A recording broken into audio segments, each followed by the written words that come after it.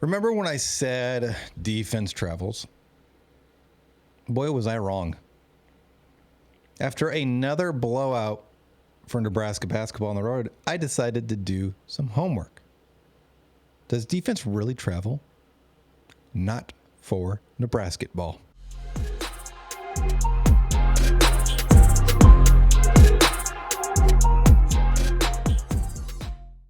Hello and welcome into another episode of the Cornhusker Huddle. I'm your host, Brian Moore. Today we're diving into Nebraska's disaster on the road. What is going on and why can't they win on the road? But first, I want to sincerely thank Justin for bringing me on his live stream on Tuesday night. It was a blast. It was super nerve-wracking at first because I haven't done anything live like that in like 10 plus years. So super nervous at first, but I want to thank Justin for bringing me on his channel. I'll go ahead and link his channel in the description. I appreciate his community for bringing me in and all the engagement and questions and replies and all that fun stuff we did in the live chat. So I want to sincerely thank you all for allowing me into that space and then also coming over to my channel and kind of seeing what I do as well. We're all here for the same purpose, right? We want to share and talk Husker sports. So let's build each other up. That was the whole purpose, right? Let's build each other up. We have a bunch of great content creators in this Nebraska community. So I appreciate everybody stopping by my channel and I hope you enjoy everything you see. Today we're doing Nebraska basketball. We'll have a bunch of content on transfer portal stuff. We've already done some on that. Football winter conditioning is starting soon, so we'll have content on all that stuff as well. But today it is Nebraska basketball. So on the road, in the last 15 games, Nebraska basketball is just 2-13. Their average margin of defeat is almost 12 points. Let's look at the numbers here. We had an 11-point loss. I'm not going to go over the team names. I'm just going to go over all the losses. An 11-point loss, 16-point loss, 18, 5, 22, 3, 12, 9, 37, 10, and 36. It's a lot of ass beatings, isn't it? There's 1, 2, 3, 4, 5, 6 losses by 12 or more points, and there's only 3 losses in which the game was single digits. Their 2 wins were both 85-70 over a disaster Michigan team that fired their head coach and over a terrible Indiana team that just last night or 2 nights ago, the crowd was chanting to fire their coach. But winning on the road in the Big Ten's hard, obviously. But Nebraska's problems on the road aren't their offense, which I guess watching the games, I should not have been surprised when I actually pulled all the data. But the difference in home and away performance for defense in particular is staggering. It is absolutely staggering. So in the last 15 conference road games, Nebraska averages 72 points per game. They give up 84 points a game. At home, Nebraska scores 77. At home, they allow 64. I would take any team playing PBA, and I would pick Nebraska almost every single time. I don't care if it's the number 1 team in the country, because we already beat them last year, Purdue. I don't care if Nebraska played the number 1 team every other week in PBA. Nebraska would have a chance. But on the road, oh man, in conference, I'm not picking Nebraska. I don't think I can ever pick Nebraska to win a game again on the road in conference. Not until they prove that they can be competitive, because quite frankly, they're not. They're not. Especially this year. This year is bad. Nebraska 1 year under Fred Hoiberg didn't win a single conference game, home or on the road. This has been a problem for Fred Hoiberg at Nebraska. But I'm using this year and last year's numbers for a reason. I think if you polled any Nebraska basketball fan and said, what are the 2 best teams under Fred Hoiberg, they'd probably say last year's team with Keisei Tominaga and this year's team. Last year's team went to the tournament. This year's team should go to the tournament. They've got a really solid home schedule to make a run at the tournament, and they can hopefully steal 1 or 2 on the road. We're going to dive into their road schedule here in a little bit, but I don't think Nebraska maybe gets 1 or 2 wins on the road the rest of the season. I mean, they're so bad. So let's look at the numbers. I won't go on my rant too long here. Specifically, the defense. So when I say the defense, this is what they're allowing from the home team to shoot, rebound, all that good stuff. So we went over the margin. They're losing by an average of almost 12 points per game. The opponent, when they're at home, is shooting 47% from the field, 40% from 3, 70% from the free throw line, which isn't really that good. That's average. They're only turning it over 11 times, which isn't much different than when Nebraska's at home. But here's the big one here. I've always said rebounding, right? Rebounding is a key indicator of success. Are you winning the rebounding battle? Are you winning on the offensive glass compared to what you're allowing on the offensive glass? Do you avoid long droughts in scoring? Those are the big things for me. Teams average when playing Nebraska 12 offensive rebounds a game. Comparatively, Nebraska averages 6 offensive rebounds a game when they're on the road. So you're off the rip, you're losing the offensive rebounding battle by 6. So here's the next kicker here. On the road, Nebraska is allowing an average of almost 13 second chance points per game. Where do you get those second chance points? Offensive rebounds. And you're losing the offensive rebound battle by 6. Now, they're not scoring on every single offensive rebound, but still, 12 a game is a lot. The home team averages 40 rebounds per game against Nebraska. When Nebraska's on the road, they barely are getting to 30. Their average is just over 30.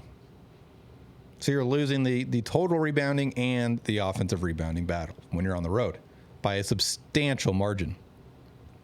And then you're allowing 40% from 3 and 47% from the field. I mean, this isn't advanced analytics, but this is just very simplistic. These are the most obvious numbers to look at, just for a quick overview of why your team sucks on the road. It's mind-boggling. Nebraska shoots 2% less than their opponent from the field when they're on the road. They shoot 6% less from the 3 when they're on the road. They commit 1 more turnover per game, which isn't a huge deal.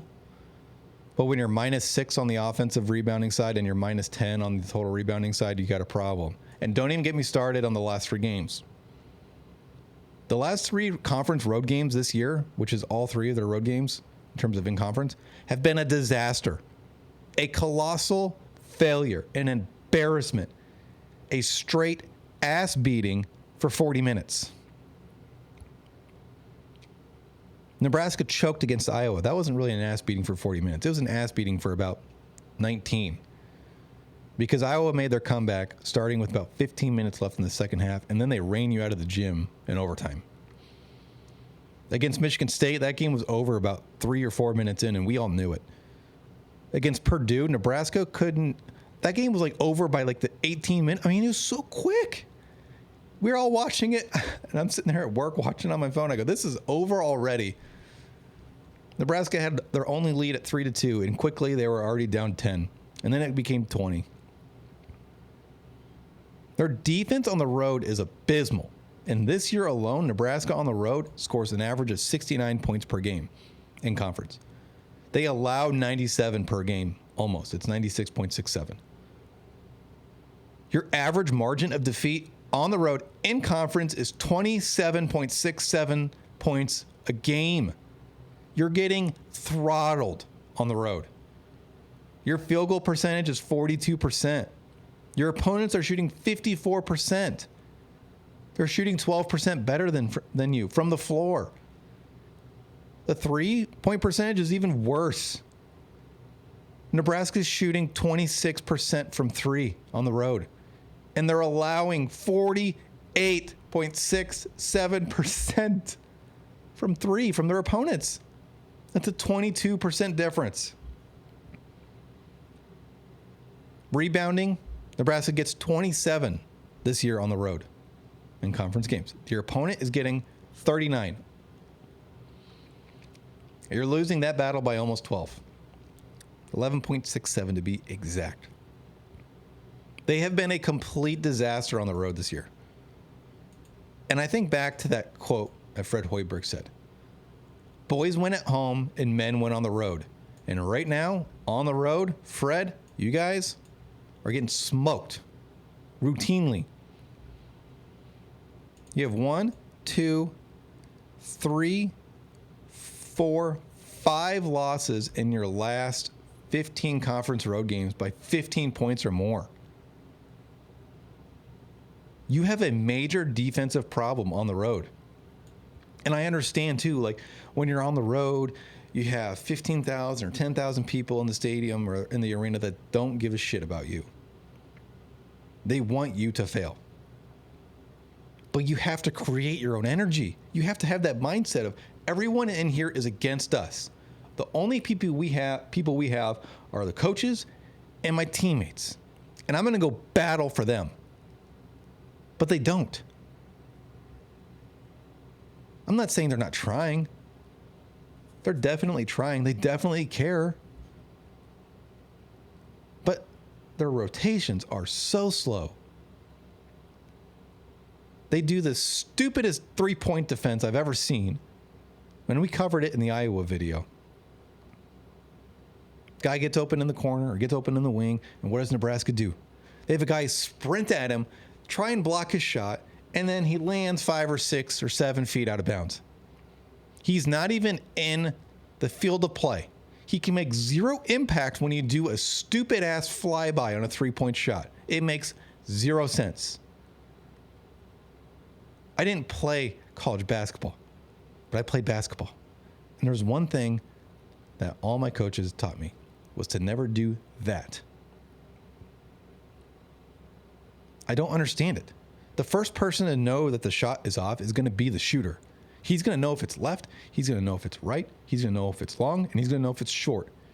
And if it's short, it's more than likely bouncing back to him. You can't block him out when you're all the way over there. They need to come out, hand up, scream at him, yell at him, clap in his face. I don't care.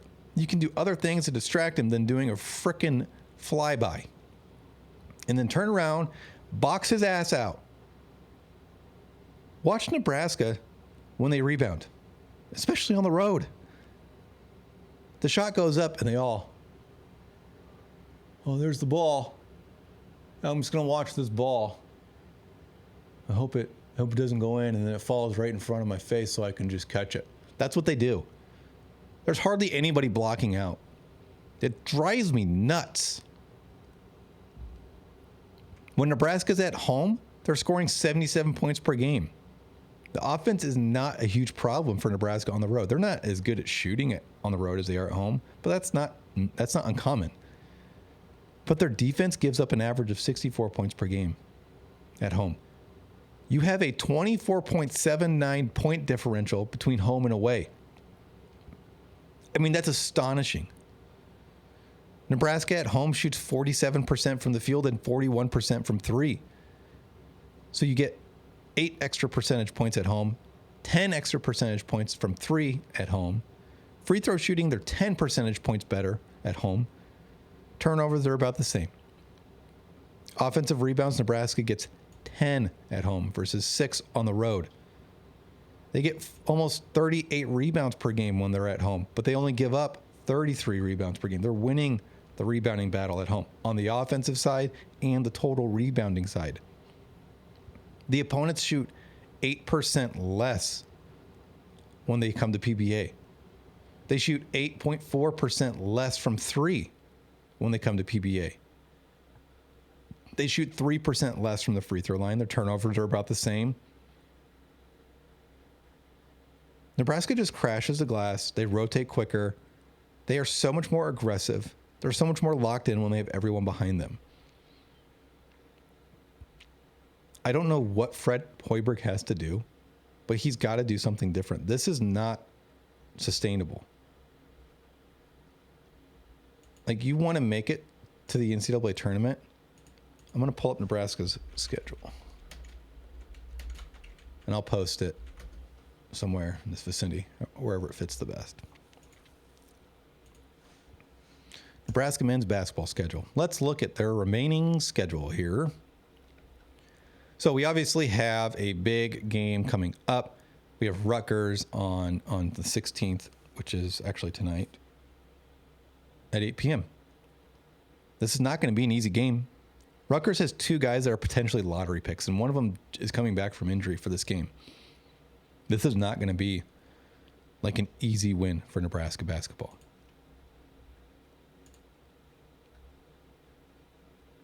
Okay, let me see. I didn't like that schedule view. I was pulling up. I'm going to switch it over. Here we go. ESPN. That's what I want. Okay, so we have Rutgers coming in tonight at 8 p.m. Then you go on the road at Maryland. I don't think Nebraska wins that one. You have a surging USC team coming to PBA on January 22nd. 20 in a row at home. Good chance to win. You go at Wisconsin, who's now ranked. The last time Nebraska won at Wisconsin was during the Tim Miles era. You got 19th ranked Illinois coming in at the end of the month. That's going to be a tough game. If you can win that game, you get a quad one home win. Then the next 2 days later, 3 days later, you got to travel to Oregon, who is ranked 13th right now. And then right after that, this is your best chance of a road win per KenPom at Washington. Nebraska has a 61% chance of winning at Washington per KenPom. That's the only remaining away game that Nebraska is favored in. You should beat Ohio State at home. You get Maryland back at the vault on February 13th. Hopefully you win that one. At Northwestern, you lost by 16 there last year. And Northwestern is not like anything to write home about. They're okay. They've got 6 losses on the year. They got smoked at Purdue a couple of weeks ago or a couple of days ago. They dang near beat, there was a big team. Oh, they did actually. They did beat 19th ranked Illinois. They beat them by 4. I thought they almost lost that game, or they lost that game. They lost by 1 at Iowa. They're okay. I mean, they're bottom of the Big Ten. They're 10-6. They're okay at best. But it's on the road. You want to prove you're a legit tournament team? Go beat a bad Northwestern team on the road. Go beat a bad Washington team on the road. You have to steal some road victories. You can't bank on winning out at home because that's what you're doing at this point. Nebraska's 12-4. If they win out at home, that's 13 for Rutgers, 14 for USC, 15 for the Illinois, 16 for Ohio State, 17 for Maryland, 18 versus 20 ranked Michigan, 19 for Minnesota, and then 20 versus Iowa at the end of the year. That would give you 20 wins if you win out at home.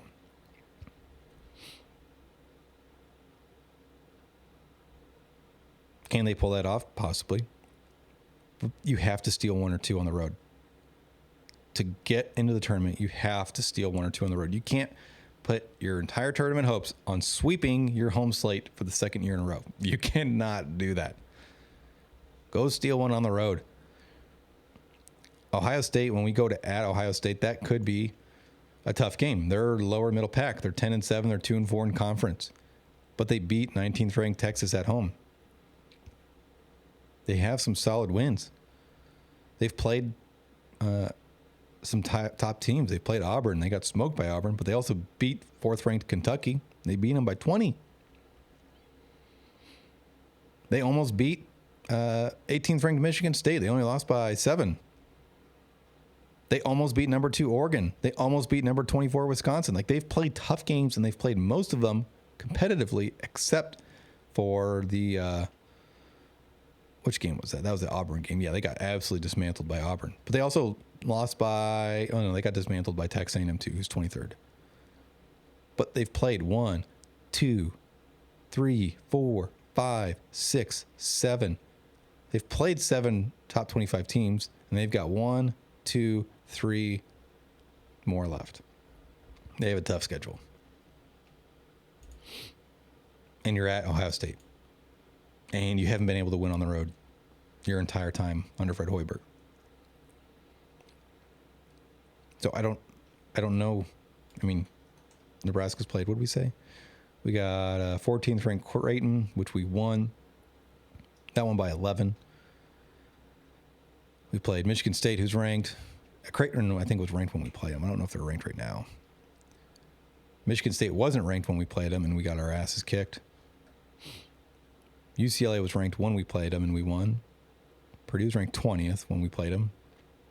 And we got at 24th Wisconsin, first at home against 19th ranked Illinois, at 13 Oregon, 20th ranked Michigan's at home. That's a tough schedule.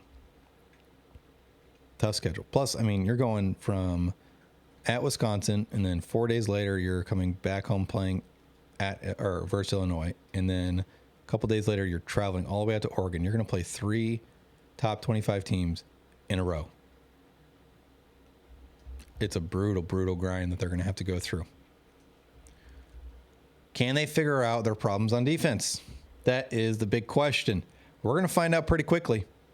We're going to find out pretty quickly because after Rutgers, we're going to Maryland, and we'll see if they can clean things up. That's all I've got for today's episode. Please let me know your thoughts down in the comments. Don't forget to like, comment, subscribe. I've got my Twitter links in my description. I've got my Spotify link in my description. I've got, I think, my Facebook link, my TikTok link, which is probably going to be useless here in about 24 hours. We'll see.